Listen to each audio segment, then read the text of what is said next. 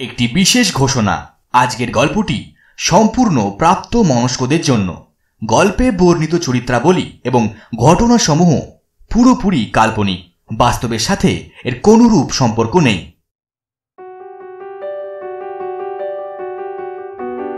পৌষ সংক্রান্তির এই শুভ লগ্নে ঘরে ঘরে যেন আনন্দের জোয়ার এসেছে। গ্রামের সকলেই উৎসবে মাতোয়ারা। সন্ধ্যা একটু গভীর হতেই কমবেশি সবাই বাড়ি থেকে বেরিয়ে পড়েছে বিদায়ী পৌষকে পুনরায় আহ্বান জানানোর জন্য। প্রত্যেকটি পরিবারের বয়োজ্যেষ্ঠদের হাতে রয়েছে একটি করে বেতের তৈরি কুলো। সেটি সিঁদুর মাখানো গোবরের পৌষবুড়ি, আতপ চালের গুঁড়ো, সর্ষের ফুল ইত্যাদি নানা সামগ্রীতে সুসজ্জিত। ছোটদের মধ্যে কারো হাতে মাটির তৈরি প্রদীপ, আবার কারো হাতে পাটকাঠির ডগায় বাঁধা প্রজ্বলন্ত বাতিযুক্ত নারকেল মালা। এই জিনিসটার চল সব গ্রামে দেখা যায় না।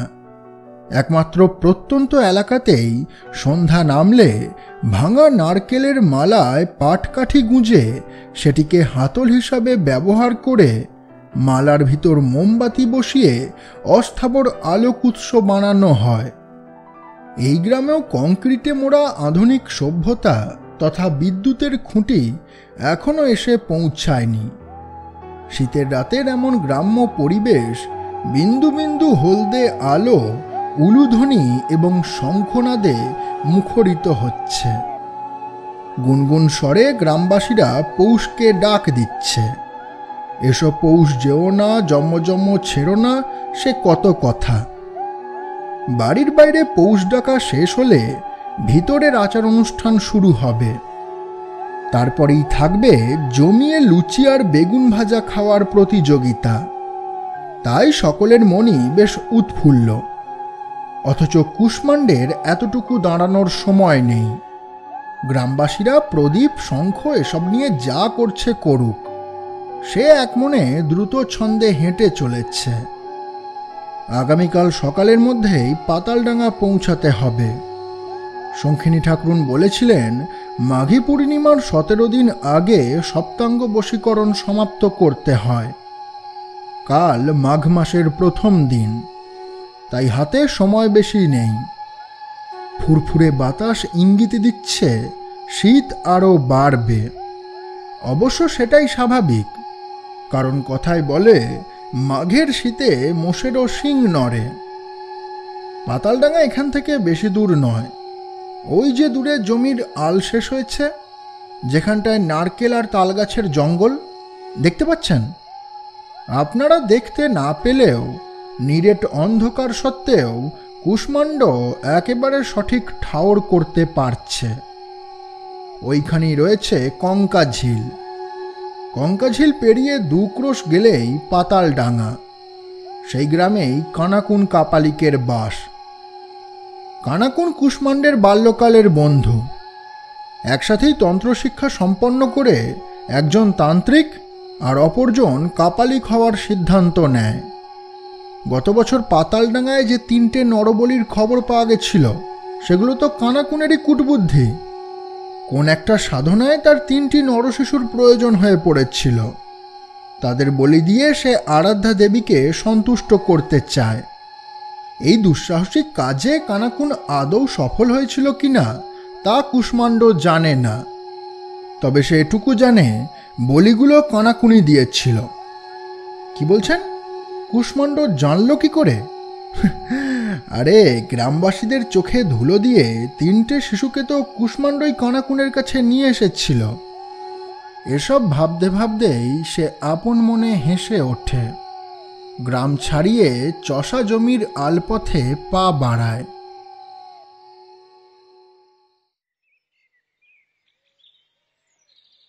আধো আধো ঘুমে সকলেই তীব্র শৈত্যের মাদকতায় আচ্ছন্ন। দিনমজুররাও তখনও ঘুম থেকে ওঠেনি।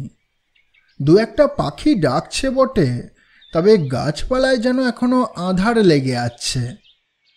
আবছা আলোতেই এক খর্বাকৃতি পুরুষ পা টিপে টিপে গ্রামে প্রবেশ করল। তার গন্তব্য অদূরেই দণ্ডায়মান খড়ছাওয়া এক চালের বিশেষ ওই কুটিরটি।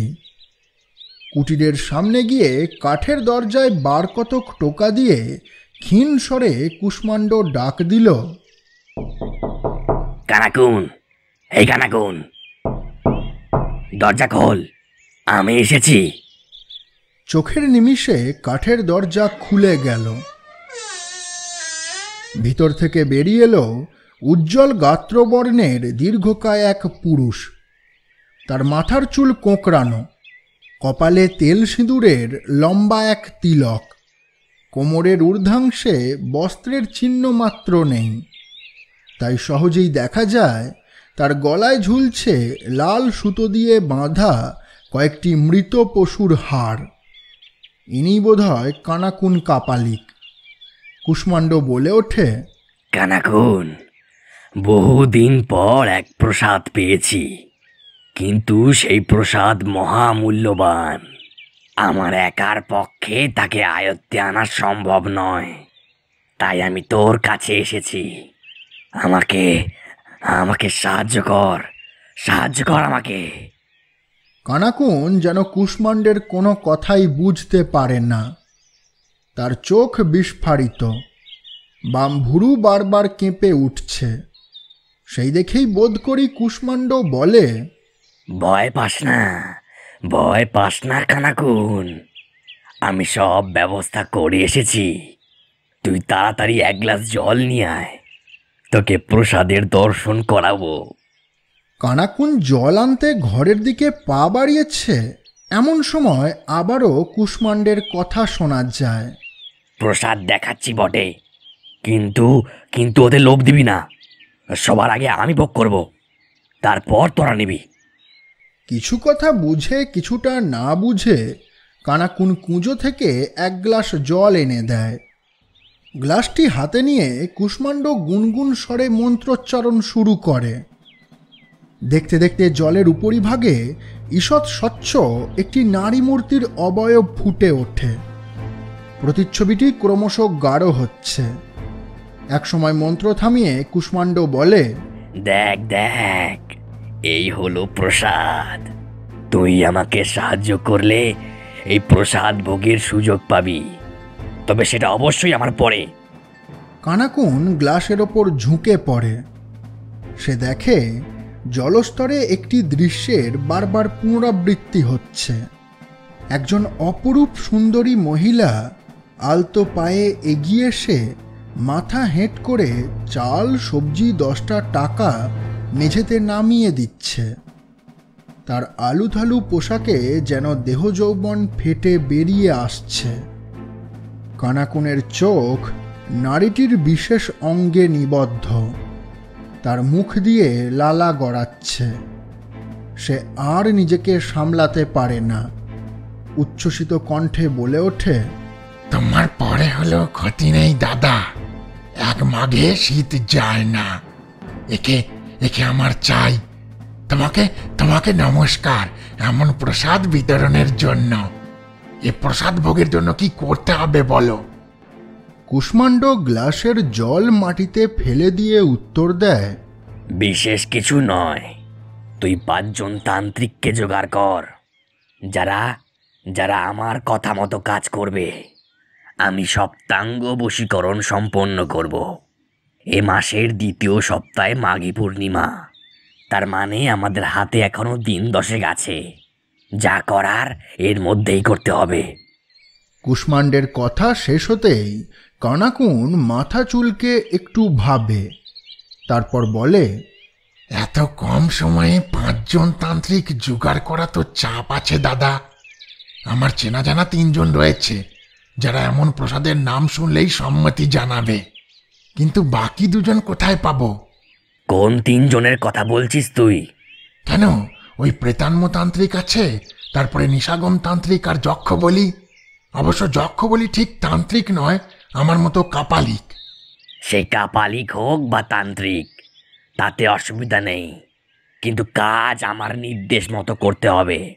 হ্যাঁ হ্যাঁ, আমি বললেই ওরা রাজি হয়ে যাবে, তোমার কথা মতোই কাজ করবে। কিন্তু তাতেও তো আমাকে আর তোমাকে নিয়ে মোট 5 জন হচ্ছে। আর আমি যতদূর জানি সপ্তাঙ্গ বশীকরণে 7 জন তান্ত্রিকের প্রয়োজন হয়। একজন কম হলেও এ তন্ত্র সম্পন্ন হবে না। বাকি দুজন কি হবে?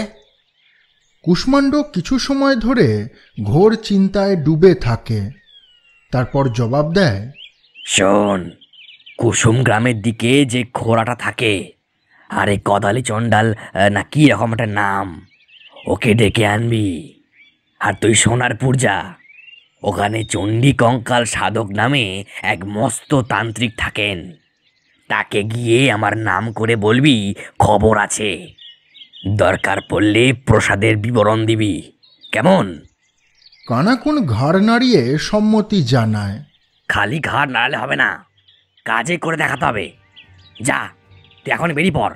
কদালি আর চণ্ডী কঙ্কাল দুজনকেই সঙ্গে করে নিয়ে আসবি।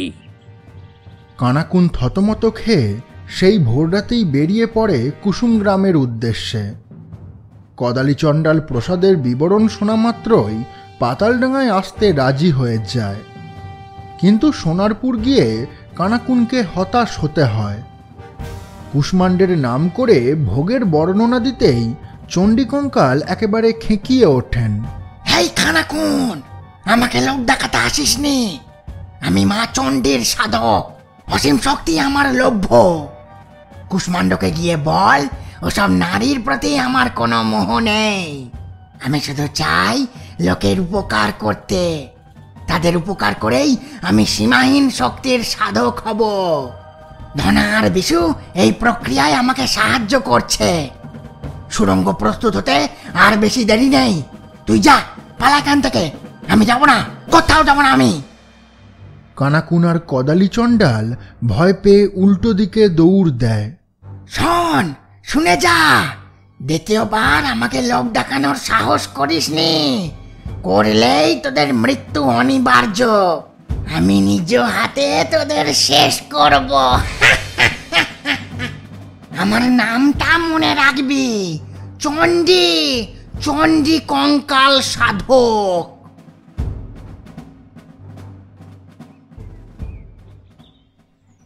এই ঘটনার দিন চারেক পর কানাকুন পাতালডাঙায় ফিরে আসে। বলাই বাহুল্য এতদিন কুষ্মাণ্ড কানাকুনের বাড়িতেই ছিল। কানাকুন কেবল কদালিকে সঙ্গে নিয়ে গ্রামে ফিরেছে দেখে সে ভারী অবাক হয়। প্রশ্ন করে, কি ব্যাপার, চণ্ডী কঙ্কাল আসেনি? কানাকুন সোনারপুরে যা যা ঘটেছে সবটাই খুলে বলে। তা শুনে কুষ্মাণ্ডের মাথায় হাত। যা, তীরে এসে তারে তরি ডুবলো। চণ্ডী না এলে আরেকজন তান্ত্রিক কোথায় পাবো? কোথায় পাবো আরেকজন তান্ত্রিক? দাদা, তুমি মাথা গরম করো না। আমি বলি কি, এই পাতালডাঙায় একটা বামুন আছে যে ওই পোড়া মন্দিরে পুজো টুজো করে।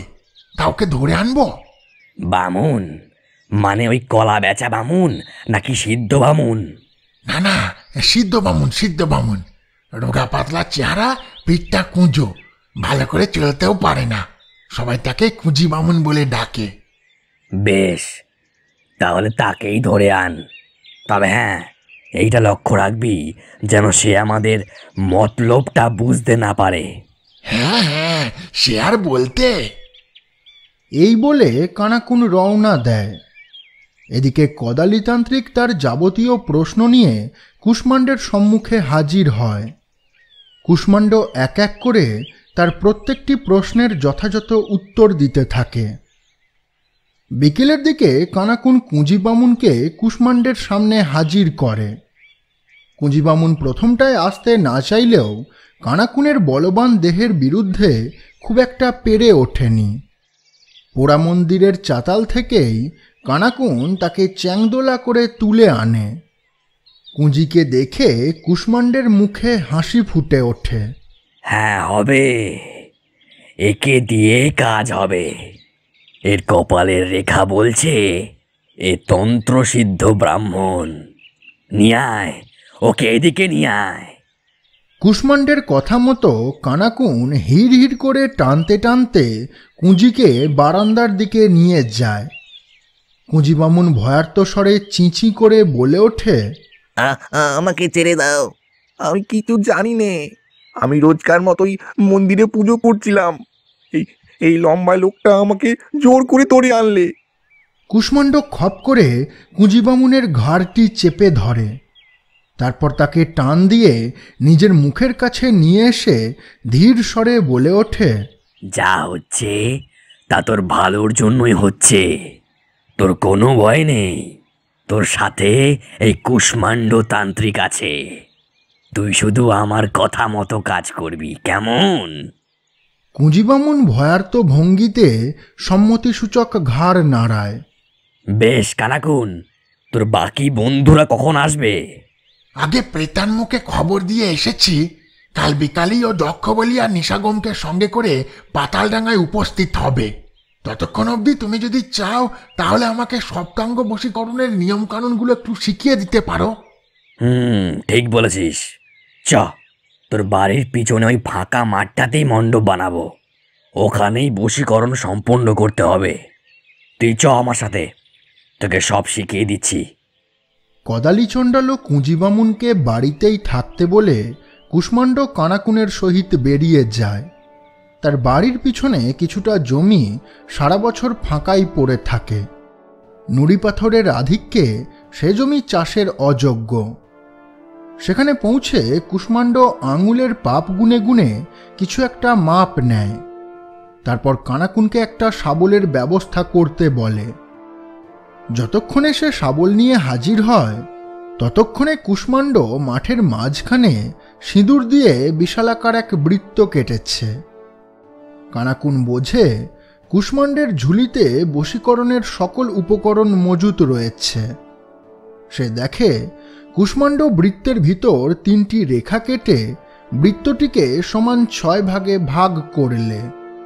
তারপর প্রত্যেকটি বৃত্তাংশে একটি করে গর্ত খুঁড়ে গর্তের সম্মুখে ইঁট দিয়ে বসার উপযোগ্য বেদি বানায়। কাজ শেষ হলে কানাকুনকে উদ্দেশ্য করে বলে ওঠে, নে, শাবলটা ধর, 6 জনের কাজ করে দিলাম। এবার তুই ওই বৃত্তের কেন্দ্রে একটা বড় মতো গর্ত খোর। তারপর সেই গর্তের উপরে কাদা মাটি আর ইট দিয়ে একটা উনুন বানাবি, কেমন? আর আজ রাতের মধ্যে লোহার তৈরি বৃহদাকার একটা ধান সেদ্ধ করার কড়াই জোগাড় করতে পারবি? কানাকুনের মুখে হাসি ফুটে ওঠে। ধান সিদ্ধ করার কড়াই তার ঘরই রয়েছে। কাপালিকের বিভিন্ন আচার অনুষ্ঠানে এই ধরনের কড়াই ব্যবহৃত হয়। সে সম্মতি জানিয়ে কুষ্মাণ্ডের নির্দেশিত বৃত্তাংশে গর্ত খুঁড়তে লাগে। পরদিন বিকালে সূর্য পশ্চিম আকাশে ঢলে পড়তেই প্রেতান্ম, যক্ষবলি এবং নিশাগম তান্ত্রিক পাতালডাঙ্গায় পৌঁছায়। কানাকুন তাদের পথ দেখিয়ে নিজের বাড়ি নিয়ে আসে। সে রাতে কুষ্মাণ্ডের ঘুম হয় না। সারা রাত এক তীব্র উত্তেজনা তাকে ধাওয়া করে বেড়ায়। আরজিকার সেই কাজল কালো চোখ, মায়াবী হরিণী চাল, ঝঙ্কার ন্যায় কণ্ঠ বারে বারে কুষ্মাণ্ডকে আকর্ষণ করে। তার শরীর ধীরে ধীরে শিথিল হয়। কেমন একটা সুখে তার 2 চোখ বন্ধ হয়ে আসে। উষালগ্নের পূর্বেই যজ্ঞবেদী প্রস্তুত হয়। তেল সিঁদুরে আঁকা বৃত্তের কেন্দ্রে লেলিহান শিখায় একটি বাঁধানো উনুন জ্বলছে। তার ওপর বসানো হয়েছে দানবাকার এক কড়াই। কড়াইয়ের ভিতর 5 রকম পশুর চর্বি গলানো হচ্ছে। কুষ্মাণ্ড থলি থেকে এক এক করে নাম না জানা কিছু গাছের শিকড় বের করে। তারপর সেগুলি ফেলে দেয় অর্ধগলিত চর্বির ওপর। বৃত্তাংশের 6 দিকে 6 জন তান্ত্রিক উপবিষ্ট। প্রত্যেকের হাতে রয়েছে সেই হলদে তেলচিটে ধরা পাণ্ডুলিপির ছিন্নপত্র। আপনারা হয়তো জানেন কুষ্মাণ্ড শঙ্খিনীকে সম্মোহিত করে এই ছেঁড়া পাতাগুলোই নিজের থলিতে পুড়েছিল। বলাই বাহুল্য, প্রত্যেকটি পাতায় বিশেষ কিছু মন্ত্র উদ্ধৃত আছে। সেগুলির দ্বারাই এই সপ্তাঙ্গ বশীকরণ প্রক্রিয়া সম্পন্ন হবে। 6 জন তান্ত্রিকের সামনে ছোট ছোট গর্তে হোমের আগুন জ্বলছে। মাঝে মাঝে তাতে ঘি চড়ানো হয়। অগ্নিশিখা পুনরায় দাউ দাউ করে জ্বলে ওঠে। কিছু সময় অতিক্রান্ত। পশুর চর্বি সম্পূর্ণ গলে গেলে কুষ্মাণ্ড হুঙ্কার দেয়, সময় এসেছে সপ্তাঙ্গ বশীকরণের মোক্ষম পর্যায় সম্পন্ন করার। তোদের মধ্যে তান্ত্রিক, কাপালিক, ব্রাহ্মণ সকলেই আছে। এই সৌকর্যই নরকের দেবীকে আমার সম্মুখে এনে দেবে। সপ্তাঙ্গ তরল প্রস্তুত করবে। তোরা নিজেদের পত্র দেখে একসাথে মন্ত্র পাঠ শুরু কর। কুষ্মাণ্ডের কথা মতো তান্ত্রিকগণ দেবনাগরী হরফে লিখিত পাণ্ডুলিপির সংস্কৃত মন্ত্রাবলী একযোগে উচ্চারণ করে। নিমিষেই উনুনের আঁচ আরও বৃদ্ধি পায়। দেখে মনে হয় মন্ত্রোচ্চারণের সাথে নিশ্চয়ই বৃত্তের কেন্দ্রের ওই আগুনের সরাসরি কোনো যোগ আছে। চারিদিকে এক গরম হাওয়া বইতে শুরু করেছে, যেন বিধ্বংসী ঝড় আসার প্রাক মুহূর্তের ইঙ্গিত দিচ্ছে। মন্ত্রপাঠের মাঝেই কুষ্মাণ্ড চেঁচিয়ে ওঠে, আসছে, নরকের দেবী আসছে। আমি অনুভব করতে পারছি নরকের দ্বার একটু একটু করে খুলে যাচ্ছে। তোরা তোরা আরো জোরে মন্ত্র উচ্চারণ কর, আরো জোরে কর। মন্ত্রের শব্দ যত তীক্ষ্ণ হয় বাতাসের গতি ততই বাড়তে থাকে। তবে অদ্ভুত ব্যাপার এটাই যে হাওয়ার দাপটে আগুন নিভে না গিয়ে বরং আরও বেড়ে উঠছে। বোধ করি এ বাতাস মোটেই প্রাকৃতিক নয়, কোনো অসীম শক্তিশালী সত্তার আগমনে এই বায়ু বইছে। মন্ত্রপাঠ সমাপ্ত হলে পুনরায় কুষ্মাণ্ডের কথা শোনা যায়, তোদের কাজ এখনো শেষ হয়নি। নরকের দেবী তোদের কাছে বলিদান চায়। সকল তান্ত্রিক, কাপালিক, ব্রাহ্মণ মন দিয়ে শোন। প্রত্যেকের সামনে একটা করে থলি পড়ে আছে, দেখতে পেয়েছিস? ওতে রয়েছে কাপালিকের খাড়া। প্রত্যেকে নিজের নিজের খাড়া হাতে নে। কুষ্মাণ্ডের বক্তব্য শেষ হতেই পুঁজিবামুন সহ নিশাগমরাও থলির ভিতর হাত পুরে ধারালো খাঁড়াগুলি বের করে আনে। এ বশীকরণের নাম সপ্তাঙ্গ বশীকরণ, অর্থাৎ 7 জন তান্ত্রিকের 7টা অঙ্গ বিসর্জন দিতে হবে। তবেই নরকের দেবী আমাদের মনস্কামনা পূর্ণ করবেন। কদালি, এখানে উঠে আয়। কুষ্মাণ্ডের নির্দেশে কদালিতান্ত্রিক খোঁড়া পা নিয়েই উঠে দাঁড়ায়। আয় আয়, এইদিকে আয়। নরকের দেবী তোর নিম্নাঙ্গের অস্থি চেয়েছেন। তুই খাড়া দিয়ে তোর খোঁড়া পায়ের চিটোটা কেটে ফেল দেখি, ওটাই কড়াইতে দিতে হবে। কথাটি শুনে কদালির শিরদাঁড়া কেঁপে ওঠে। সর সর, তোর দ্বারা হবে না। দে, আমাকে খাড়াটা দে তো দেখি। এই বলে কুষ্মাণ্ড কদালির হাত থেকে খাঁড়াটি এক প্রকার কেড়ে নিয়ে সোজা কোপ দেয় তার ডান পায়ের পাতায়। তীব্র যন্ত্রণায় কদালির দম বন্ধ হয়ে আসে, তবু সে চিৎকার করে না। অনর্গল রক্তক্ষরণে মাটি ভিজে যায়। ভয় পাস না, তোর কিচ্ছু হবে না। ওই থলিতে স্বর্ণপনির রস রাখা আছে, ওটা একটু লাগিয়ে নে। এমনিতেও ওই পাটা তোর কোনো কাজের ছিল না, তাই তোর কষ্টের কোনো কারণ নেই। কথা শেষ করে কুষ্মাণ্ড মাটিতে পড়ে থাকা কদালির গোড়ালি থেকে সদ্য কেটে নেওয়া রক্তাক্ত পায়ের চেটোটি হাতে করে তুলে ফুটন্ত কড়াইয়ে ফেলে দেয়। সাথে সাথেই এক বিশ্রী আষ্টে গন্ধে চারিদিক ভরে যায়। পাচ্ছি, নরকের গন্ধ পাচ্ছি। আসছেন, তিনি আসছেন। তোরা দেরি করিস না, আয় নিশাগম, এদিকে আয়। দেবী তোর বৃদ্ধাঙ্গুষ্ঠ কামনা করেন। নিশাগমের অবশ্য নিজের বৃদ্ধাঙ্গুষ্ঠ বিসর্জন দিতে কোনো আপত্তি নেই, কারণ কাম্য প্রসাদের মাহাত্ম্য সে ভালোভাবেই জানে। তাই কুষ্মাণ্ডের সাহায্য ব্যতীত সে নিজের খাঁড়া দিয়ে বাম হাতের বুড়ো আঙুলটি কেটে কড়াইয়ে ফেলে দেয়। একইভাবে প্রেতান্মতান্ত্রিক পেটের চর্বি, কানাকুন কাপালিক নিজের একটি কান এবং যক্ষবলি নিজ জঙ্ঘার মাংস দেবীকে অর্পণ করেন। তান্ত্রিকগণের এরূপ আচরণ দেখে কুঁজিবামুন ইতিমধ্যেই ভয়ে কাঁপতে শুরু করেছেন। কুষ্মাণ্ড ধীর পায়ে তার দিকে এগিয়ে যায়। কিরে, তুই বলিদান দিবি না? নে নে, খাড়াটা বাগিয়ে ধর। কম্পমান হাতে কুঁজিবামুন সম্মুখে পড়ে থাকা ধারালো খাঁড়াটি হাতে তুলে নেন। সকলে খেয়াল করে কেবল কুঁজিবামুন নয়, কুষ্মাণ্ডের হাতেও মস্ত এক বগি ঝুলছে। সেটি আকারে এত বড় যে অকাল কুষ্মাণ্ডের প্রতি পদক্ষেপে খাঁড়াটি মাটিতে ঘষে যাচ্ছে। যেতে যেতেই কুষ্মাণ্ড বলে ওঠে, ও, তোকে তো বলাই হয়নি যে দেবী তোর কাছ থেকে কোন অঙ্গ চান। পারবি তো?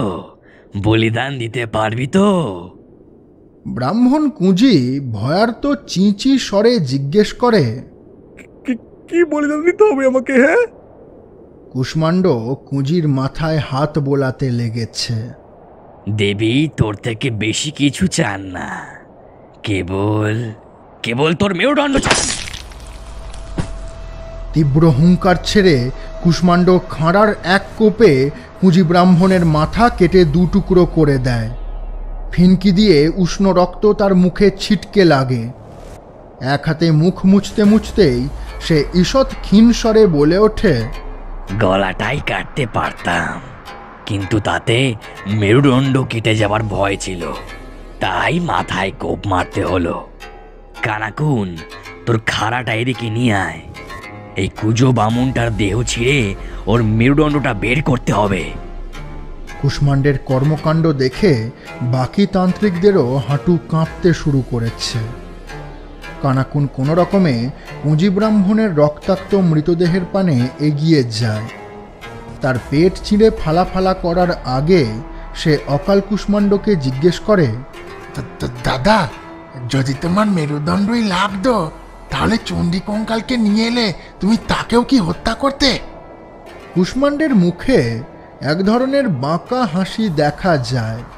না না, চণ্ডী কঙ্কাল মস্ত বড় সাধক, তেনাকে হত্যা করার সামর্থ্য আমার নেই।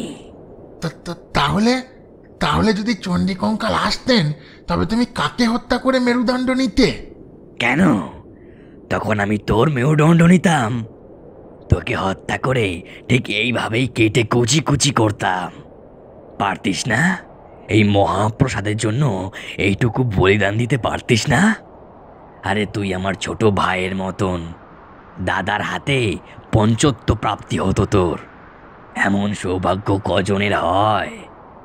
কথাগুলো শুনে কানাকুন কাপালিকের পায়ের তলা থেকে যেন মাটি সরে যায়। সে মনে মনে ভাবে, ভাগ্যিস চণ্ডীকঙ্কাল আসেননি, না হলে কুঁজির জায়গায় আজ তার মৃতদেহ পড়ে থাকত। লৌহতপ্ত কড়াইয়ে মনুষ্য মেরুদণ্ড বিসর্জন দেওয়ার পর কুষ্মাণ্ড নিজের বুক চিরে কিছুটা রক্ত দেবীকে অর্পণ করেন।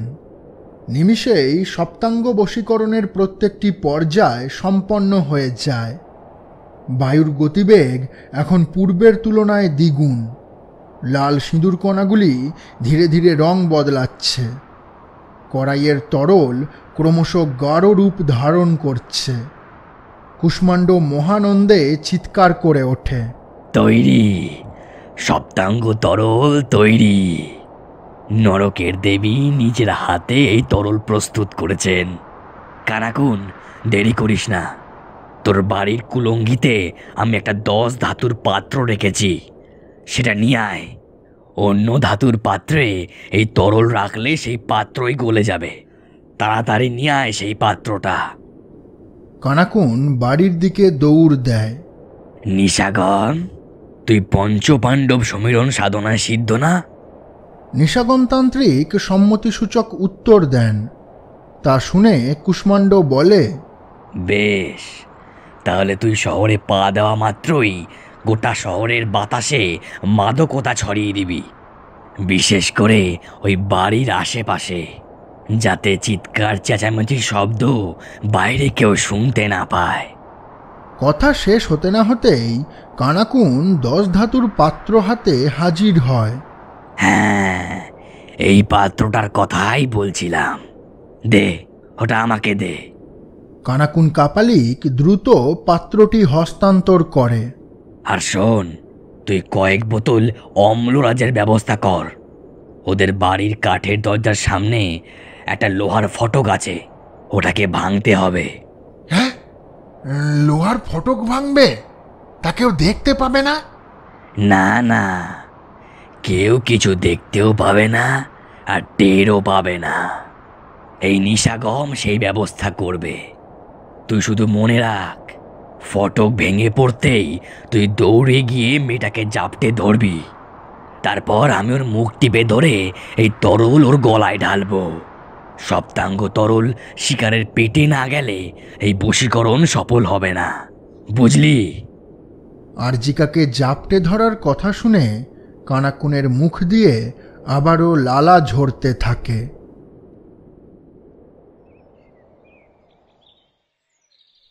সপ্তাঙ্গ বশীকরণ সম্পন্ন হওয়ার পর প্রায় 1 সপ্তাহ কেটে গেছে।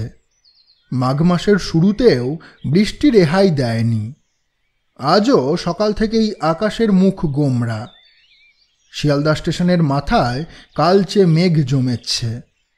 এবছর শীতকালটা পশ্চিমী ঝঞ্ঝাতেই খেয়ে নিল। টুম্পা বৌদি হাতের কাজ সেরে ঘরদোর মুছে দুপুরের দিকে অন্য বাড়ির কাজে বেরিয়ে গেল। বাদলের কাউন্টারে তখনও 25 লোক রয়েছে।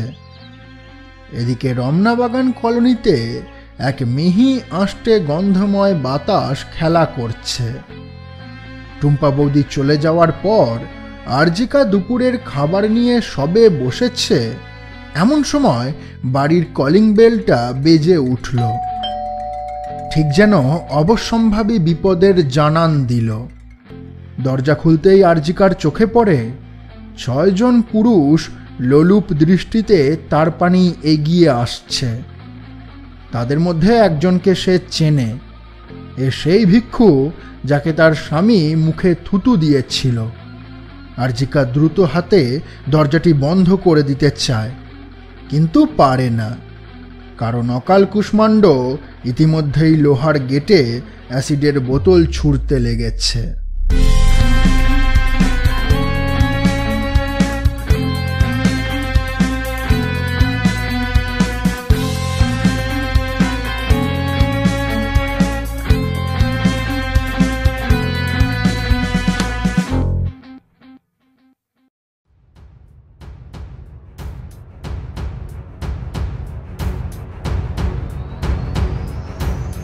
হরর ব্যাংকের এই অন্ধকার জগতে আপনাদের সকলকে স্বাগত। আজ আপনারা শুনবেন তান্ত্রিক ইউনিভার্সের অন্তর্গত বাদল তান্ত্রিক অরিজিন স্টোরি 2য় পর্ব। এর আগের ঘটনাগুলো একটু মনে করিয়ে দিই। কলকাতার এক স্বনামধন্য ব্যাংকের কর্মচারী বাদল রায় একদিন জানতে পারেন প্রত্যহ দুপুরের দিকে সাধু বেশে একটি ভিক্ষু তার বাড়িতে এসে স্ত্রী আরজিকাকে নাকি নজর দেয়। সপ্তাহের শেষের দিকে ব্যাপারটা যাচাই করতে গেলে সাধুটির সাথে তার হাতাহাতি হয়ে যায়। রাগের বশে বাদল তার মুখে থুতু দেয়। অন্যদিকে উন্মত্ত জনতার হাত থেকে একটি ষাঁড়কে বাঁচানোর পর সে জানতে পারে সেদিন ওখানে কেউ ছিল না। এমনকি যে দোকান থেকে ষাঁড়টি সবজি খেয়েছিল সেই দোকানদারও বলেন সেদিন নাকি তিনি দোকানই খোলেননি। এসব চিন্তা মাথায় নিয়ে অসময়ের বৃষ্টিস্নাত এক সন্ধ্যায় বাড়ি ফিরতেই বাদল দেখে তার বাড়ির দরজা খোলা, স্ত্রী আরজিকা উধাও। কেবল বেডরুমে তার পোশাক এবং কিছুটা রক্ত পড়ে থাকতে দেখা যায়। এইখানেই শেষ হয় বাদল তান্ত্রিক অরিজিন স্টোরি 1ম পর্ব। শুনতে থাকুন আজকের গল্প তান্ত্রিক ইউনিভার্সের অন্তর্গত বাদল তান্ত্রিক অরিজিন স্টোরি 2য় পর্ব।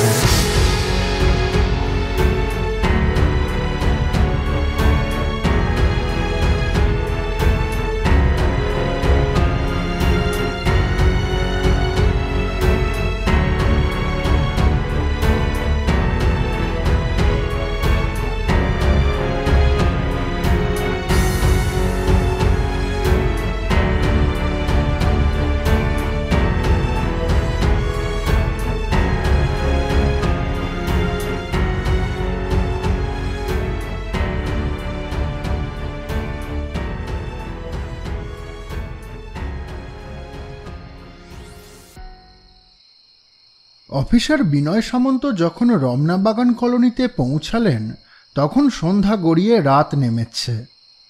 ভাঙা গেট পেরিয়ে করিডোর দিয়ে বেডরুমের সামনে পৌঁছাতেই তিনি চমকে উঠলেন। এ কি, আমি তো ভাবলাম মিসিং রিপোর্ট লিখতে হবে বোধহয়, কিন্তু এ তো দেখছি মার্ডার কেস।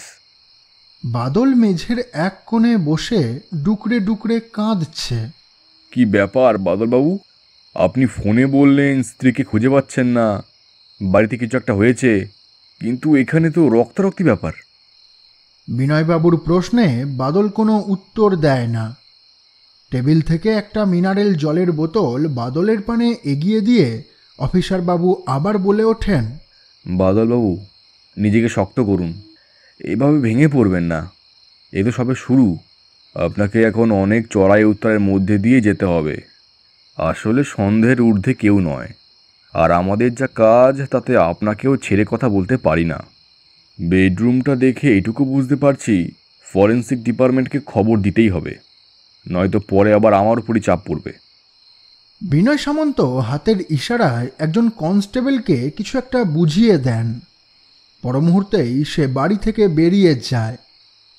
ফার্স্ট ইনফরমেশন রিপোর্টের যাবতীয় তথ্য অফিসারবাবু আদায় করেন বটে, তবে আপাতত এটিকে সাসপেক্টেড মার্ডার বলেই চালাতে হবে, কারণ ডেড বডি না পাওয়া পর্যন্ত কিছু বলা সম্ভব নয়। বাদলবাবু, আমাকে আর যেতে হবে, একটু পরে ফরেন্সিক দপ্তর থেকে লোক আসবে। ততক্ষণ আপনি বাড়ির কোনো জিনিস ছোবেন না, আর বেডরুমের দিকে তো যাবেনই না। দুজন কনস্টেবল বাড়িতে থাকছে, ফরেন্সিক দপ্তরের কাজ শেষ হয়ে গেলে তারা চলে যাবে। গটগট শব্দে বিনয়বাবু বাড়ি থেকে বেরিয়ে জিপে ওঠেন। অফিসারবাবু চলে যাওয়ার ঘণ্টা তিনেকের মধ্যেই ফরেন্সিক ডিপার্টমেন্টের দুজন কর্মচারী বাদলের বাড়িতে হাজির হন। দীর্ঘ সময় ধরে তারা জমাট বাঁধা রক্তমাংসের যাবতীয় নমুনা সংগ্রহ করে একসময় ফিরে যান।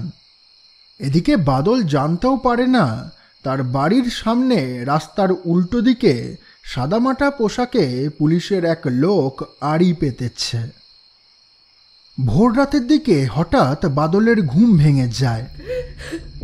সে মেঝের ওই জায়গাতেই কাঁদতে কাঁদতে কখন যে হাঁটু মুড়ে ঘুমিয়ে পড়েছিল তা টেরই পায়নি। ঘুম ভাঙার কারণ ভারী অদ্ভুত।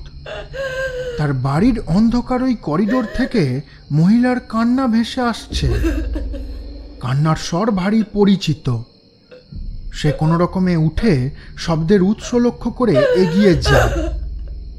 রাস্তার ল্যাম্পপোস্টের আলোয় করিডোরের এদিকটা কিছুটা আলোকিত হয়েছে। সেই আলো আধারিতে যে ভয়াবহ দৃশ্য বাদলের চোখের সামনে ভেসে ওঠে তাতে তার অস্থিসমূহ জমে যেন কাঠ হয়ে যায়। সে দেখে করিডোরের মেঝে দুটি কাটা পা পড়ে রয়েছে। পা দুটি আরজিকার। ক্রন্দনরত আরজিকা রক্তাক্ত দেহে বুকে হেঁটে বাদলের পানে এগিয়ে আসছে। বাদল তার দিকে ছুটে যায়, কিন্তু কাছে যেতেই আবারও চমক। আরজিকা কোথায়? এ দেহ আরজিকার হলেও মুখটা কুষ্মাণ্ডের। হ্যাঁ, এ সেই মুখ যে মুখে বাদল থুতু দিয়েছিল। কুষ্মাণ্ডের রক্তমাখা ছেদক দাঁত দুটি ধীরে ধীরে বড় হচ্ছে। বাদলের পা যেন মাটিতে আটকে গেছে। সে পালানোর চেষ্টা করলেও পালাতে পারে না। নারী দেহটি সরীসৃপের মতো এগিয়ে আসছে, একেবারে কাছে চলে এসেছে। তার লকলকে হাত দুটো বাদলের পা চেপে ধরে আস্তে আস্তে ওপরে উঠছে। বাদল আর দাঁড়িয়ে থাকতে পারে না। বুবু শব্দ করে মাটির ওপর লুটিয়ে পড়ে। তবে জ্ঞান হারানোর আগে সে অনুভব করে তার ডান হাতে কেউ যেন কামড় বসাচ্ছে।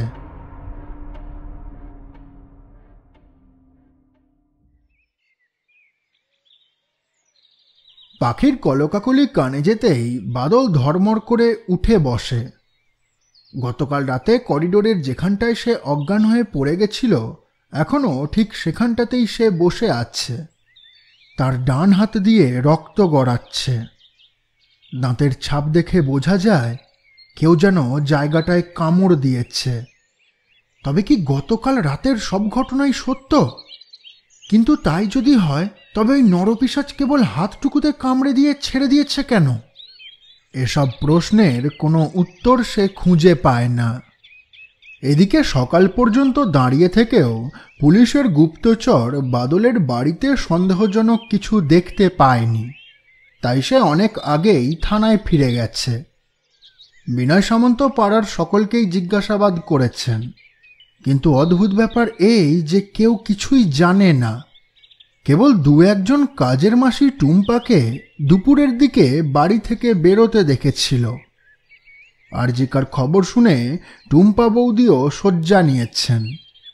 তবে সবচেয়ে ভয়ানক ব্যাপার যেটা, তা হলো অত বড় লোহার গেট অ্যাসিড দিয়ে ভাঙার সময়ও কারোর কানে কোনো শব্দ যায়নি। অফিসারবাবু একবার ভেবেছিলেন বোধহয় কলোনির সবাই এই ঘটনায় জড়িত, কিন্তু 40-50 ঘর লোকের কি এমন মোটিভ থাকতে পারে যার জন্য স্বল্প বয়সী এক মহিলাকে খুন হতে হলো? না, এগুলো আষাঢ়ে গল্প ছাড়া আর কিছুই নয়। বিনয়বাবু হয়তো আরও কয়েকটি বাড়ি গিয়ে জেরা করতেন, কিন্তু খবরের কাগজে একটি ঘটনার বিবরণ তার তদন্তে নয়া মোড় এনে দিলে।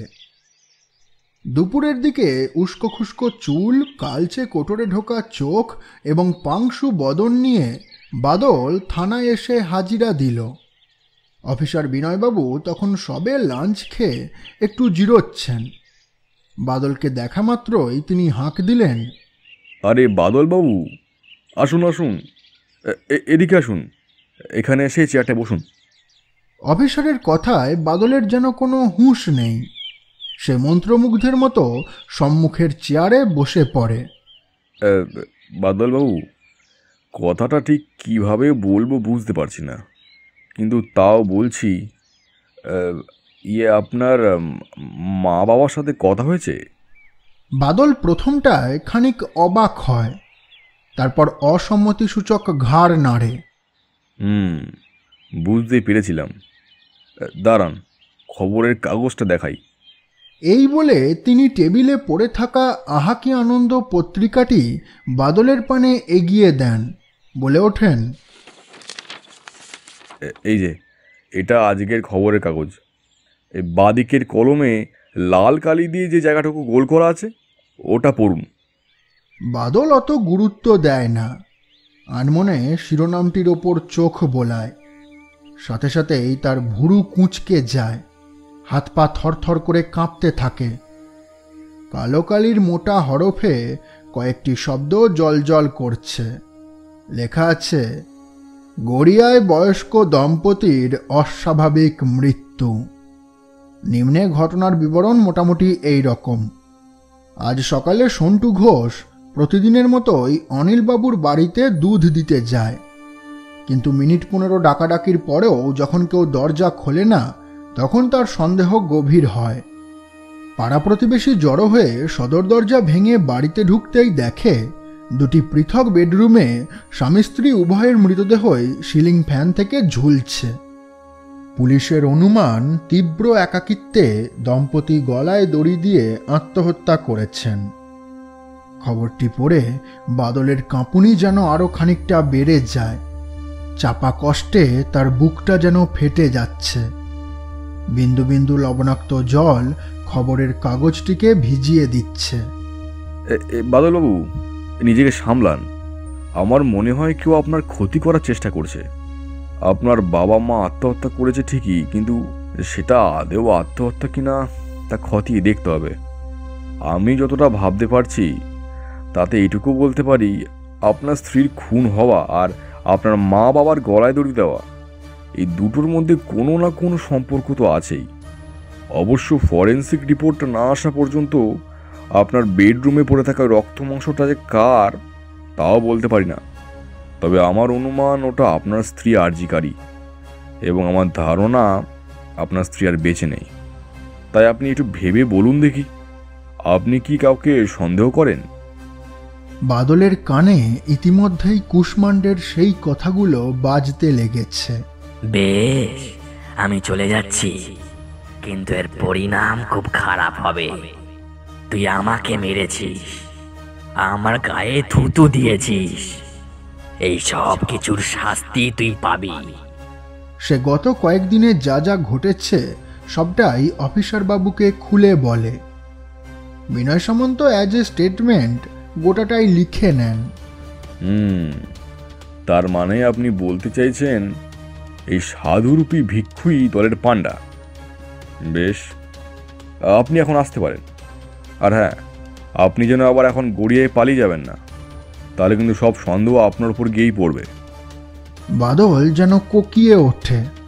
কিন্তু আমার বাবা মা? অত্যন্ত দুঃখের সঙ্গে জানাচ্ছি বাদলবাবু, সকালবেলা খবরটা পড়েই আমি ফোন করে খোঁজ খবর নিয়েছিলাম।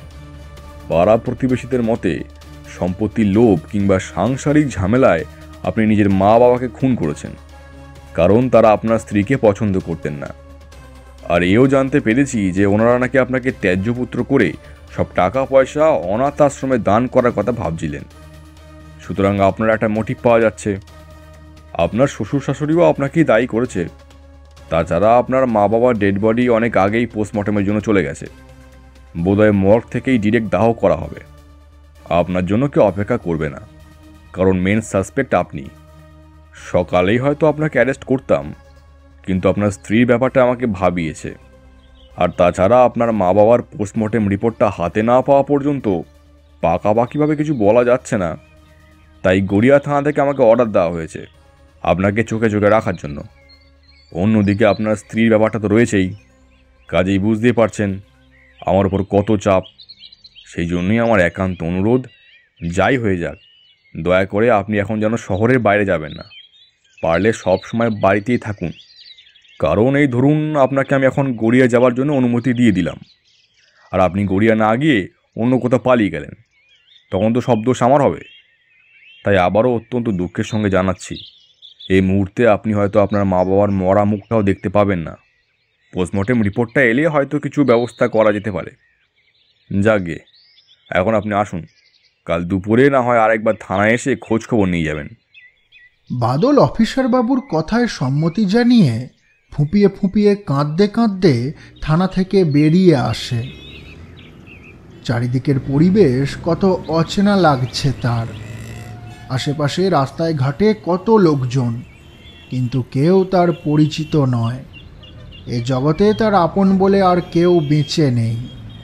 সে হাহাকার করে তীব্র স্বরে কাঁদতে চায়, কিন্তু বুক ফাটা কষ্টটা এতটাই বেড়ে ওঠে যে চোখের জলও শুকিয়ে যায়। বাদল আপন মনেই পথ চলতে থাকে, তবে কোন দিকে যাচ্ছে আর কেনই বা যাচ্ছে তা সে জানে না। একটা গাড়ি তো আরেকটু হলেই তাকে চাপা দিয়ে দিচ্ছিল। নেহাত গাড়ির চালক সজাগ ছিল, তাই রক্ষে। টলমল পায়ে পথ চলতে চলতে হঠাৎ বাদলের খেয়াল হয় দূরে ওই মিষ্টির দোকানের সামনে এক ভদ্রমহিলা দাঁড়িয়ে আছেন। তার পরনে হালকা নীল রঙের শাড়ি, মাথার চুল খোঁপা করে বাঁধা। তার উজ্জ্বল গাত্রবর্ণ, উন্নত নাসিকা বাদলের চোখে আরজিকার প্রতিমূর্তি ফুটিয়ে তোলে। সে তীর বেগে মহিলাটির পানে ছুটে গিয়ে খপ করে তার হাত চেপে ধরে, বলে ওঠে, আরজিকা, তুমি কোথায় চলে গেছিলে আরজিকা? আমি তোমায় কত জায়গায় খুঁজেছি কিন্তু পাইনি। তুমি বাড়ি ফিরে চলো আরজিকা, তোমাকে ছাড়া আমার একদম ভালো লাগে না। এই বলে বাদল ভদ্রমহিলাটির হাত ধরে টানাটানি শুরু করে। এদিকে মহিলাটি অচেনা ব্যক্তির দৈবাত এই কর্মকাণ্ডে ভ্যাবাচাকা খেয়ে গেছেন। তিনি চিৎকার করে বাদলকে বাধা দেন। এই কে আপনি? আমার হাত ধরে টানছেন কেন? কে কোথায় আছো? বাঁচাও আমাকে, এই লোকটা আমার হাত ধরে টানছে। তার চেঁচামেচি শুনে আশেপাশের লোক জড়ো হয়ে যায়। বাদল তখনও মহিলাটির হাত ধরে আছে।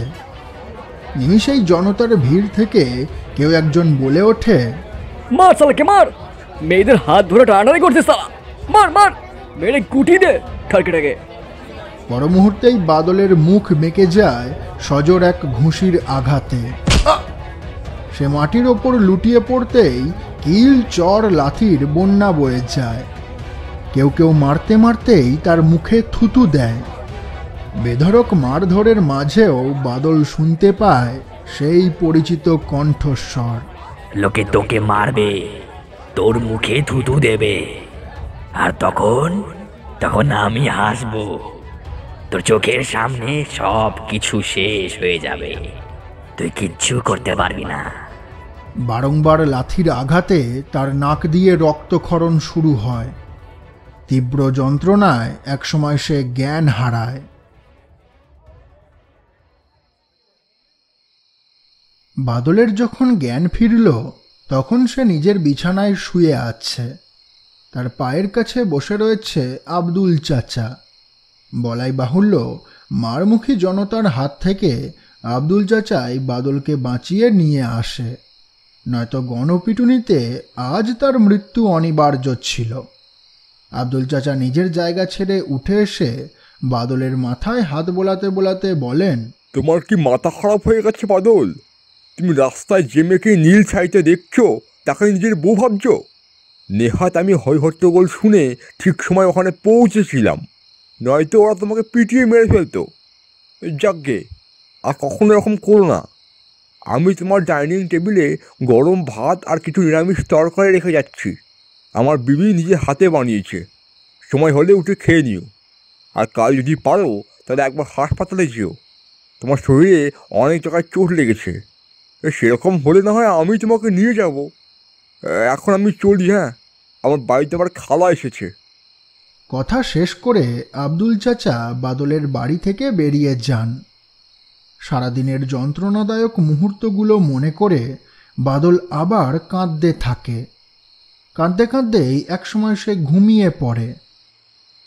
গভীর রাতে আধো আধো ঘুমের মধ্যেই বাদল অনুভব করে কেউ যেন এইমাত্র তার পাশেই বালিশে মাথা রেখে শুয়ে পড়ল। ভয়ানক আতঙ্কে সে পাশ ফিরে তাকাতেই চমকে ওঠে। এ কি, আরজিকা ফিরে এসেছে? হ্যাঁ, এটা তো আরজিকাই। তার পরনে সেই হালকা নীল রঙের শাড়ি। বালিশে মাথা রেখে সে মিটিমিটি হাসছে। বাদলের মন আনন্দে ভরে ওঠে। ঘুমের ঘোরেই সে তাকে জড়িয়ে ধরতে চায়, কিন্তু হঠাৎ এক মাংসপচা গন্ধে তার ঘুম ছুটে যায়। বাদল চোখ মেলে দেখে বালিশে মাথা রেখে আরজিকা শুয়ে নেই, শুয়ে আছে দীর্ঘ এক কঙ্কাল। তার রক্তমাখা হাড়ে পচন ধরেছে, জায়গায় জায়গায় মাছিরা ভন ভন করছে, তবু কঙ্কালটি হেসে চলেছে। হাসির শব্দ শোনা না গেলেও হাড়গুলির নড়াচড়া দেখে এটুকু বোঝা যায় কঙ্কালটি জীবন্ত। তার অস্থিচর্মসার লম্বা হাতগুলি ধীরে ধীরে বাদলের গলার দিকে এগিয়ে আসছে। আবারও বাদলের শরীর ইস্পাতের ন্যায় জমে গেছে। তার মুখ দিয়ে কথাও বেরোচ্ছে না। শীতল আঙুলগুলি সাপের মতো তার গলায় চেপে বসছে। মধ্যরাতে এমন পরিস্থিতির সম্মুখীন হলে বোধ করি কোনো সুস্থ মানুষই মাথা ঠিক রাখতে পারবেন না। বাদলও ব্যতিক্রম নয়। অশুভ এক শঙ্কা বুকে নিয়েই সে জ্ঞান হারায়। সকালে ঘুম ভাঙল আব্দুল চাচার ডাকে। অবশ্য এখন আর সকাল নেই, বেলা গড়িয়ে দুপুর হয়েছে। বিছানা ছেড়ে ধর্মর করে উঠে বসতেই গতরাতের প্রত্যেকটি ঘটনা বাদলের মাথাছাড়া দিয়ে উঠল। কিন্তু সে ভালোভাবেই জানে এসব কথা কেউ বিশ্বাস করবে না।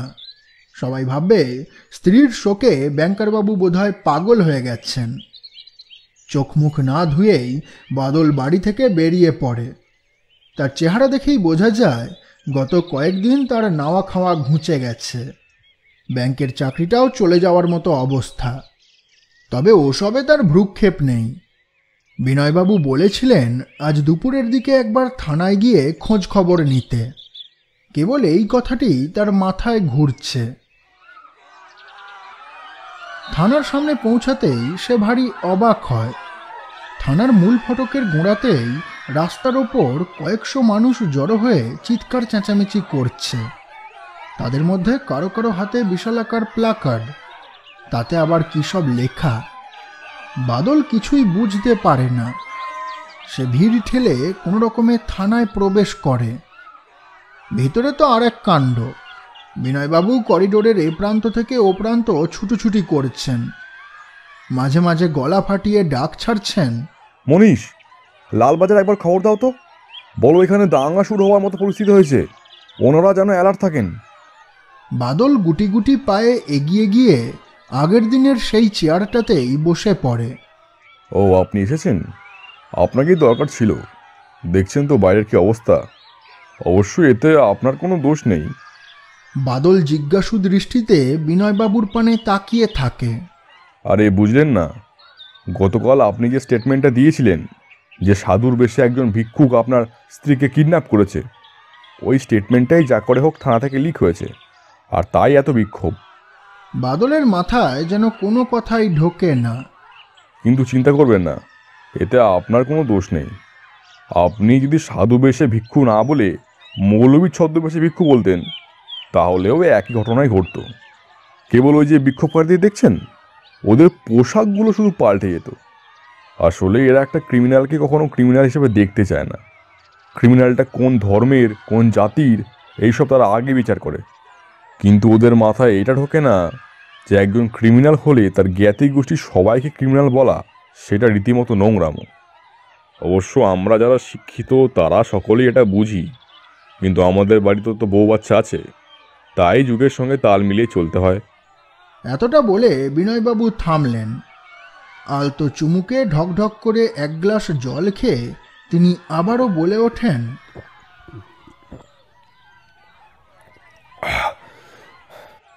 যাকগে, এসব বাদ দিন। এরকম দাঙ্গা হাঙ্গামা তো থানার সামনে প্রায় দেখা যায়। কাজের কথায় আসি। আজ সকালে খবর এসেছে চৌরাস্তার মোড়ে একটা মহিলার ডেড বডি পাওয়া গেছে। দেখেই বোঝা যায় ব্রুটালি রেপড অ্যান্ড মার্ডার। মুখটা একবারে থেতলে দেওয়া হয়েছে, কিছুই চেনা যাচ্ছে না। পুলিশের ধারণা গতকাল রাতে হয়তো কোনো চলন্ত গাড়ি থেকে বডিটাকে ফেলে দেওয়া হয়েছে।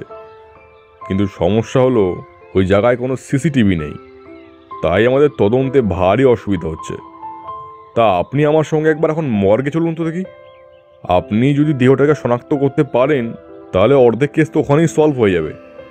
সবচেয়ে বড় কথা হলো আপনার উপর থেকে বেশিরভাগ চার্জই উঠে যাবে। আর তাছাড়া আপনার বর্ণনা অনুযায়ী ওই রকম দেখতে সাধু ভিক্ষু সবাইকে জেরা করছি, আশা করা যায় ক্রিমিনালটা খুব শীঘ্রই ধরা পড়বে। আপনি চিন্তা করবেন না, এখন চলুন আমার সাথে। অফিসার বাবুর কথায় বাদলের মাথায় যেন বাজ পড়ে। যদি সত্যি ওই দেহটা আরজিকার হয়, তবে সে কি করে মর্গে যাবে, কি করেই বা শনাক্ত করবে? পুলিশবাবু বললেন ওর মুখটা নাকি থেঁতো করে দেওয়া হয়েছে। না না, বাদল ও দৃশ্য দেখতে পারবে না। বাদলের মনে হয় তার চারিদিকটা যেন অন্ধকার হয়ে আসছে। কি হলো, চলুন। বসে আছেন কেন? বিনয়বাবুর ডাকে তার সম্বিত ফেরে। সে কম্পমান পায়ে অফিসার বাবুকে অনুসরণ করে। থানার পিছন দিকের দরজায় একটি জিপ দাঁড় করানো আছে। সেটির গন্তব্যই বোধহয় কাঁটাপুকুর মর্গ। লাশ কাটা ঘরের গন্ধটা বাদলের গা সওয়া হয়ে গেছে। গতরাতে যখন সে কঙ্কালডুপি বিভীষিকার সম্মুখীন হয়, তখনও ঠিক এমনই গন্ধ নাকে এসেছিল। বিনয়বাবু মর্গের সর্বাপেক্ষা বড় হল ঘরটিতে প্রবেশ করে বিশেষ এক টেবিলের দিকে অঙ্গুলি নির্দেশ করলেন। বাদল দেখল লোহার তৈরি টেবিলটিতে অর্ধনগ্ন এক মহিলার মৃতদেহ শোয়ানো আছে। মৃতদেহটির মুখ থ্যাতলানো, যেন ভারী কিছু দিয়ে বারংবার আঘাত করা হয়েছে। শরীরের বাকি অংশগুলিও আগুনে পুড়ে গেছে। না, পুড়ে যায়নি, পুড়িয়ে দেওয়া হয়েছে। তবে মৃতদেহ ব্যতীত যে জিনিসটা বাদলের দৃষ্টি আকর্ষণ করেছে তা হল লাশটির বাম হাতের অনামিকায় দীপ্তিমান একটি সোনার অঙ্গুঠি। সে মাথা হেঁট করে নিখুঁত নজরে আংটিটির পানে চেয়ে থাকে। স্বর্ণপাতের ওপর তার পরিচিত লেখাটি এখনো দেখা যাচ্ছে। পাতের ঠিক মধ্যিখানে ফুটে উঠেছে তিনটি ইংরেজি বর্ণ ALB, যার অর্থ বাদল ভালোভাবেই জানে। বাসররাতে এই আংটিটাই সে আরজিকাকে পরিয়ে দিয়েছিল। কানে কানে বলেছিল, আরজিকা লাভস বাদল। লবণাক্ত জলবিন্দুতে তার চোখ ঝাপসা হয়ে যায়। বিনয়বাবু বাদলের মুখের পানে চাইতেই সব বুঝে যান। তিনি ধীর পায়ে এগিয়ে এসে বাদলের কাঁধে হাত রাখেন, বলে ওঠেন, চিন্তা করবেন না, সব ঠিক হয়ে যাবে। ওই ক্রিমিনালটাকে আমরা খুঁজে বের করবই। আধা কেস তো এখানেই সলভ হয়ে গেল। আপনার বাবা মার ব্যাপারটাতেও নতুন করে তদন্ত শুরু হবে, কারণ এরপর আপনার ওপর কোনো চার্জ থাকবে না। এবার শুধু ওই জানোয়ারটাকে হাতে নাতে ধরার পালা। কাল থেকেই আমরা ওই চৌরাস্তার ওই দিকটাতে নজরদারি বাড়িয়ে দেব। আর আপনি দয়া করে লাশটা এখন ছোবেন না, ফরেন্সিক দপ্তরকে আরেকবার খবর দিতে হবে। আপনার বেডরুমে পাওয়া স্যাম্পেলের সাথে এই ডেড বডির ডিএনএ ম্যাচ করছে কিনা সেটাও দেখতে হবে। কেবল আপনার স্টেটমেন্টে চার্জশিট বানালে পরে সমস্যা হতে পারে। আপনি বরং এখন আসুন, আমি কনস্টেবলকে বলে দিচ্ছি, ওরা তো ওই দিকেই যাবে। আপনাকে না হয় বাড়িতে ড্রপ করে দেবে। যান, সাবধানে বাড়ি যান। বিনয়বাবুর কথা শেষ হওয়ার 10 মিনিট পরেও বাদল সেই একই জায়গায় ঠায় দাঁড়িয়ে আছে দেখে তিনি দ্রুত পায়ে ঘর থেকে বেরিয়ে যান। পরক্ষণেই দুমদাম শব্দে দুজন কনস্টেবলকে কক্ষে প্রবেশ করতে দেখা যায়। তারা এক প্রকার জোর করেই বাদলকে জিপে তোলে।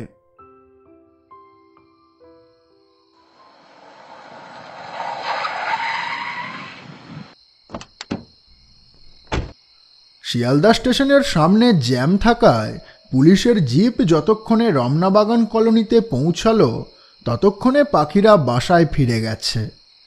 কনস্টেবলরা বাদলকে ধরাধরি করে গাড়ি থেকে নামিয়ে দেয়। তাদেরকে এতটাই দায়িত্ব দেওয়া হয়েছিল, তাই একরাশ ধোঁয়া ছেড়ে জিপটি চোখের নিমিষে উধাও হয়ে যায়। বাদলের মনে হয় রংচটা হলদে বাড়িটা ভারী অচেনা লাগছে। কদিন আগেও এই বাড়িতে কত আনন্দই না ছিল ভবিষ্যতের আশা, কিন্তু আজ সেই বাড়ির প্রাণ যেন বেরিয়ে গেছে। গহীন অন্ধকারে সে মাথা উঁচিয়ে দাঁড়িয়ে আছে মৃত্যুর অপেক্ষায়। বাদল ক্লান্ত পায়ে সদর দরজা পেরিয়ে করিডোরে প্রবেশ করে।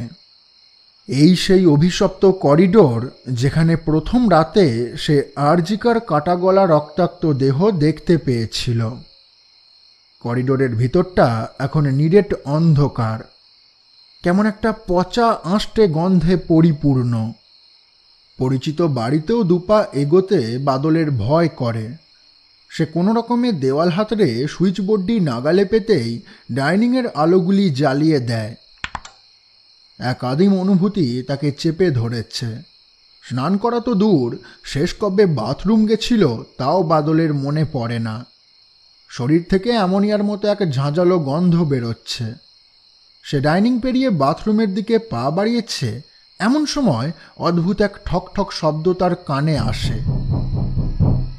দরজায় দ্রুত টোকা দিলে যেমন শব্দ হয়, এ শব্দও খানিকটা সেই রকম। তবে অবাক কাণ্ড এই যে আওয়াজটি আসছে বেডরুমের দিক থেকে, কিন্তু বাদল ছাড়া এই মুহূর্তে এ বাড়িতে তো আর কেউ নেই।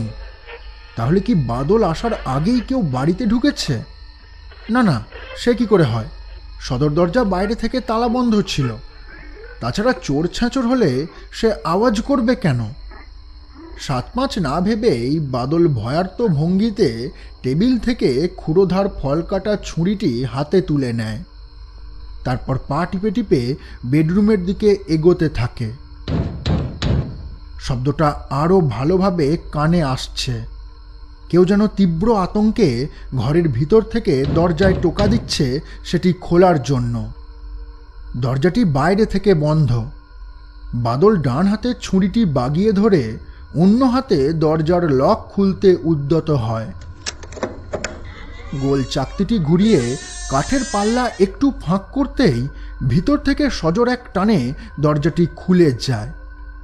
পরক্ষণেই বাদলের বুকের ওপর হুমড়ি খেয়ে পড়ে। আরজিকা! হ্যাঁ, আরজিকা! তার মানে আরজিকা বেঁচে আছে। নিমিষেই তার চোখ চলে যায় বেডরুমের ভিতর। সেখানে দাঁড়িয়ে রয়েছে এক খর্বাকৃতি পুরুষ। তার হাতে একটি ধারালো খাঁড়া। লোকটিকে বাদল ভালোভাবেই চিনতে পারে। এ সেই অকাল কুষ্মাণ্ড যার মুখে বাদল থুতু দিয়েছিল। হুবহু আগের মতো ভয়ানক কণ্ঠে সে বলে ওঠে, বলেছিলাম না তোর চোখের সামনে সব শেষ হয়ে যাবে, তুই কিচ্ছু করতে পারবি না। আমার মুখে তুই থুতু দিয়েছিলি তাই না? এবার দেখ তোর বউকে আমি কি করি। দ্রুত পায়ে এগিয়ে এসে কুষ্মাণ্ড আরজিকার চুলের মুঠি চেপে ধরে। বাদল শত চেষ্টা করলেও তাকে প্রতিরোধ করতে পারে না।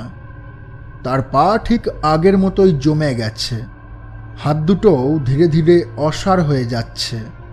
সে ছুরি দিয়ে কুষ্মাণ্ডকে আক্রমণের চেষ্টা করে বটে, কিন্তু তাতে লাভ কিছু হয় না।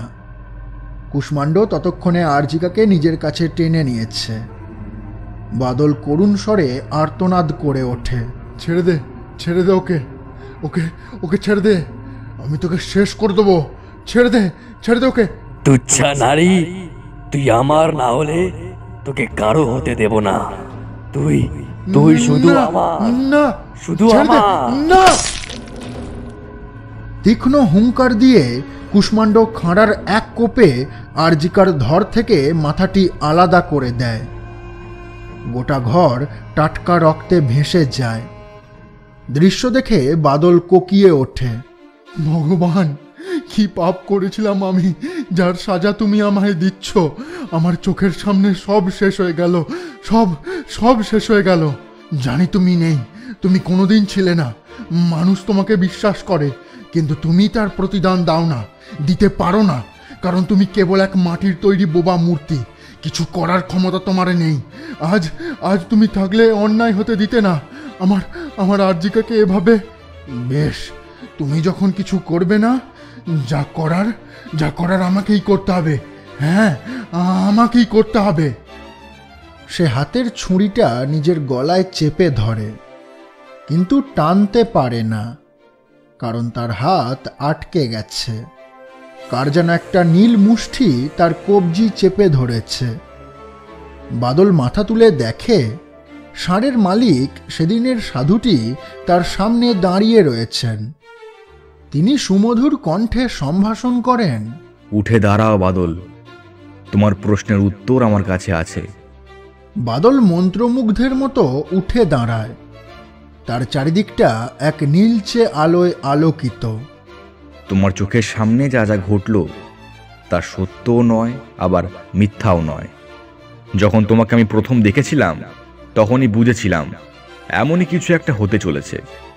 সত্যি কথা বলতে, সেদিন তুমি ষাঁড়টিকে বাঁচাতে চাওনি, তোমাকে নিয়ে যাওয়া হয়েছে। প্রকৃতি তোমাকে পরীক্ষা করেছেন, আর তুমি সেই পরীক্ষায় সফল হয়েছ। তাই বোধহয় তোমাকে এত বড় বলিদান দিতে হলো। যা দেখেছ সবই তোমার চোখের ভুল। আমাকে পাঠানো হয়েছিল তোমাকে যাচাই করতে। আমি কতবার তোমাকে আটকাতে চেয়েছিলাম, কিন্তু পারিনি। প্রত্যেকবার তোমার সততার কাছে হেরে গেছি। প্রকৃতির নজরে তুমি মানব শ্রেষ্ঠ সমূহের একজন, তাই তোমার বলিদান বিফলে যাবে না। ওরা তোমার আরজিকাকে সেদিনই হত্যা করেছিল। একটু আগে তুমি যাকে দেখলে তা কেবল প্রতিরূপ মাত্র। ভালো করে দেখো, ওখানে কেউ নেই। বাদল মুখ ফিরিয়ে দেখে, হ্যাঁ, সত্যিই ওখানে কেউ নেই। এমনকি আরজিকার কাটা মৃতদেহটিও উধাও, কেবল খানিকটা রক্ত পড়ে আছে। সে মনে মনে ভাবে, এ ব্যক্তিকে এখানে এলো কি করে? আমি জানি তুমি কি ভাবছো। আমি নীল মানুষ, তোমার মতো অসহায়দের রক্ষার্থে আমার জন্ম। প্রকৃতি তোমাকে তান্ত্রিক বানাতে চান, তাই তোমার জীবনের সর্বাপেক্ষা মূল্যবান অংশটি তিনি কেড়ে নিয়েছেন, যাতে ন্যায়ের খোঁজে তুমি তান্ত্রিক হয়ে ওঠো। তুমি তান্ত্রিক না হলে এই জগৎ সংসার শেষ হয়ে যাবে। মানুষের বাসযোগ্য বলে আর কিছুই থাকবে না। বাদল কাঁদো কাঁদো স্বরে বলে ওঠে, কিন্তু কিন্তু আমি কেন? তা বলা মুশকিল। হয়তো তোমার মধ্যেই প্রকৃতি নিজের ভবিষ্যৎ দেখেছেন, তাই তোমাকে এই বলিদান দিতে হয়েছে। বলিদান? বারবার কিসের বলিদান বলছেন আপনি? ওরা ওরা আমার স্ত্রীকে খুন করেছে। আমার প্রতিশোধ চাই, প্রতিশোধ। প্রতিশোধ কি ন্যায় তা আমি বলতে পারি না, তবে এটুকু বলতে পারি, সেদিন ওরা যে পাপকর্ম করেছে তাতে জগৎ সংসার কলুষিত হয়েছে। বাতাসে বিষ ছড়িয়ে এই অঞ্চল ওরা গ্রাস করেছিল। সুযোগ বুঝে এই ঘরেই তোমার স্ত্রীকে বশ করে, তারপর বারবার ভোগ করেছে।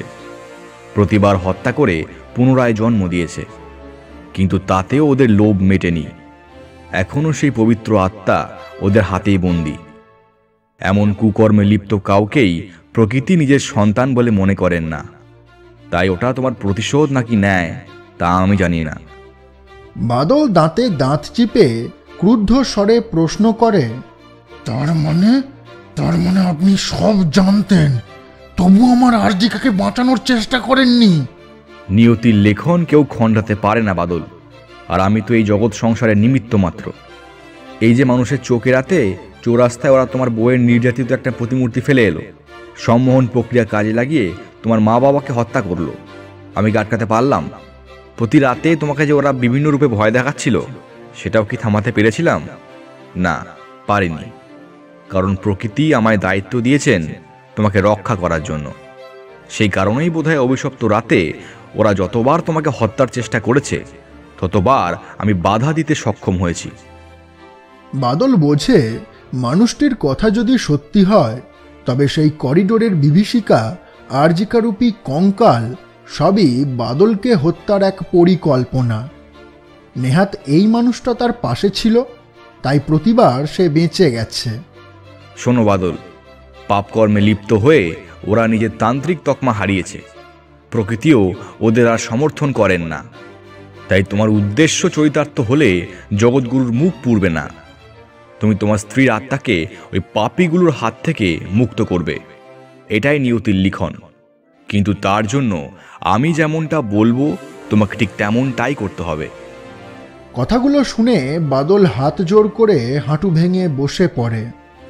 নীলমানুষ, আমাকে কি করতে হবে বলুন? নীলমানুষের মুখে হাসি দেখা যায়। কেমন একটা মিষ্টি স্বরে ছন্দ মিলিয়ে তিনি কয়েকটি কথা বলেন। বামনিয়া গ্রামটি ক্ষীরা নদীর তীরে, গহীন শস্য শ্যামলা আছে তাকে ঘিরে। সনাতন চক্রবর্তী জমিদার বাবু ভয়ানক অভিশাপে হয়েছেন কাবু। যাবে তুমি সেখানে, মুছে যাবে অভিশাপ, আসবেন দেবী নিয়ে শতছাপ। তবে ভুল হলে জানিয়া নিও তুমি মানিয়া, হেতু করো গুনিয়া প্রতীক্ষায় বামনিয়া। পংক্তি শেষ হতেই নীলমানুষের অবয়ব হাওয়ায় মিলিয়ে যায়। দৃঢ় সংকল্পে বাদল উঠে দাঁড়ায়। তার গন্তব্য এখন সুনির্দিষ্ট। ক্ষীরা নদীর কূলে অভিশাপ মোচনের প্রতীক্ষায় নব ভবিষ্যতের অঙ্গীকারে বাদলতান্ত্রিককে আহ্বান জানাচ্ছে সুপ্রাচীন এক গ্রাম, যার নাম বামনিয়া।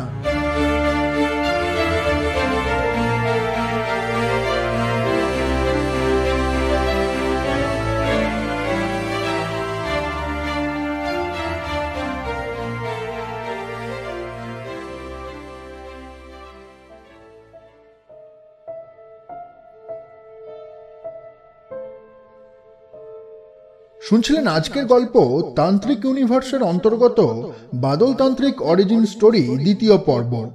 নীলমানুষ অকাল কুষ্মাণ্ড, আব্দুল চাচা, বিনয় সামন্ত, পুঁজি বামন এবং জনৈক ব্যক্তির কণ্ঠে অনিকেত, নারী কণ্ঠে সাগরিকা। গল্প পাঠ ও বাদলতান্ত্রিকের চরিত্রে আমি সৈকত। খুব শীঘ্রই আমরা ফিরব এই গল্পের অন্তিম তথা শেষ পর্ব নিয়ে। ততক্ষণের জন্য সবাই নিজের পরিবারকে ভালো রাখবেন, আর তার পাশাপাশি নিজের একটু খেয়াল রাখবেন। সবাই ভালো থাকবেন। শুভরাত্রি।